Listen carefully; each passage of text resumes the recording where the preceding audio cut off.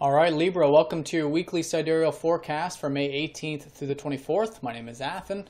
So let's look at your chart. We've got a new moon taking place right at the beginning of the week on Monday, happening right on the cusp between your 7th house and your 8th house. Now, you guys have already had a new moon in your 8th house last month, and so now you get another one, which is actually very nice. It has to do with relationships, one-on-one connections, anything that relates to, partnerships or one-on-one sort of interactions, which is oftentimes all the relationships in our life.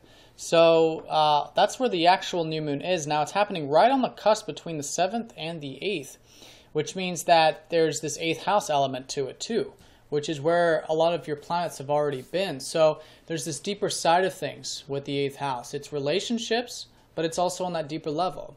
It's perhaps sharing resources, taking things to the next level if it's on that kind of romantic level. Seeing being more truthful and transparent in relationships, even if it's just between friends and things like that. Because it's the 8th house is all about truth, openness, transparency. And so bringing that element into the relationships side of things is going to be the emphasis for the next lunar cycle. So reflect on this. Be tranquil with it, because the new moon energy is very adaptive. It's new, it's subtle, things change. So just kind of reflect on it. And then as the lunar cycle starts to build energy, become more and more clear and more aware of what this specifically means for you. But certainly new beginnings there, coming from the early part of this week. Now, this whole week is a sort of pausing and reflecting type of a week anyways. It's taking action, but it's with patience and these types of matters, just slowly. I say that because, well, first of all, there's a lot of activity here in Taurus, but there's a lot of oppositions. There's two very important ones this week, and Mercury's going retrograde.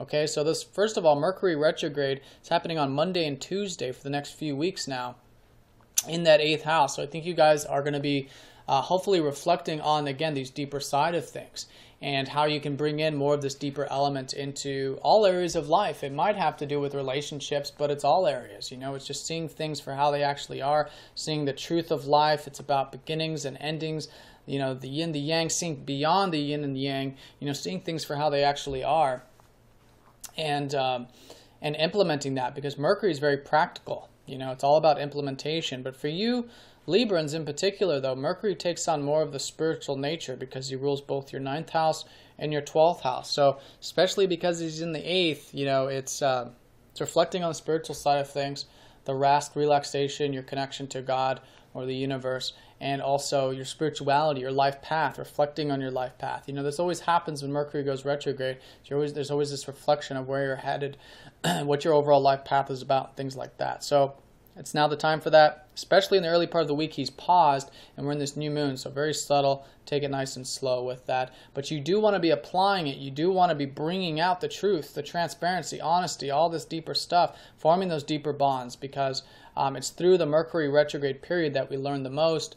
And then in the next few weeks, when he goes direct, you'll be able to put forward a lot of these things that you learned about the deeper side of life.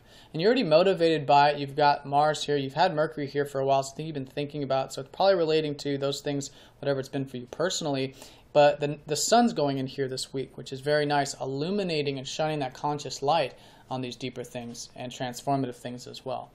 So, and that's going to be, big emphasis for the next lunar cycle. So, very nice when you are working with the energies, being willing to see things for how they actually are. Then it's a very powerful, very flowing energy. Now, Thursday and Friday, we have your ruler Venus opposing up to Pluto. Okay, so there's this very deep, element to this week. But here Thursday and Friday, it's more to do with this life path stuff. You've had Venus in your 9th house, who does also rule your 8th house, but she's your ruler, so this is going to be playing a big role for you guys personally. And this is restructuring and rechanging, a lot of these things relating to whatever it is you've been connecting to and enjoying with the expansive side of life. If it has been traveling, or if it's been philosophy or spirituality, anything on that level, maybe even university, but anything that expands either your mind, body, or soul, that is what is going through sort of restructuring. And again, just like with this, you want to be willing to make whatever changes and restructure things relating to yourself, maybe even your outward appearance, because we're talking about your ruler, the deeper side of things, and the spiritual and life path, the spiritual aspect of life side of things. And if you're willing to do that, then the restructuring will be fantastic, and it'll be through that you'll have a much more expansive, open, bigger picture perspective through this sort of transformational period, specifically Thursday and Friday for you. But the key with Pluto is to just, the best advice I can give is to not have any attachments as best as you can.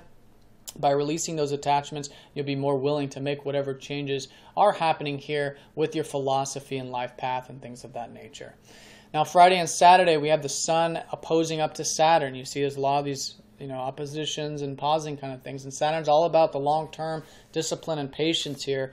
So with the Sun energy, this is familiar because we've already had Mars and Mercury go over Saturn and Venus, your ruler, not too long ago. So this is now the Sun now going over this opposition to Saturn. So the key here is with whatever it is you're involved with on this 8th house, just take things nice and slow, be patient with it, bring in that hard work and discipline perhaps, and this can be a very constructive time. Saturn's been helping you, get serious about the material side of things, maybe relating to resources and things like that. But here, that whole, structure and things that you're working on here with the 2nd house can definitely support you with the 8th when you're finding that nice balance between the material side of things and the deeper side of things. So finding the balance and then bringing in more of that discipline into these 8th house things like commitment, long-term, viewpoints and perspectives will certainly be assisting you this week as well. Over the weekend, Mars will be trining up to the North Node, who's transiting your 12th house. So this whole year has been about your guys' spirituality, connecting to God or the universe, however you see that. It may or may not have been personal for you because the North Node transiting doesn't take on too much of a personal role, but that has been the gateway for you. The openings is everything relating to the spiritual elements of life. And this is also making sure you're getting enough rest and relaxation, things like that. So anyways, anything relating to these matters, spirituality and tranquility, very supportive over the weekend, supporting you relating to these 8th house matters as well. So I definitely recommend it over the weekend. Very nice energy for just relaxing, connecting, and maybe doing some spiritual things as well. So Libra, I hope you guys have a nice week. If you have any questions, please let me know. If you're new to this form of astrology, do check out masteringthezodiac.com, or if you'd like a personal session, and I will see you all next time. Take care.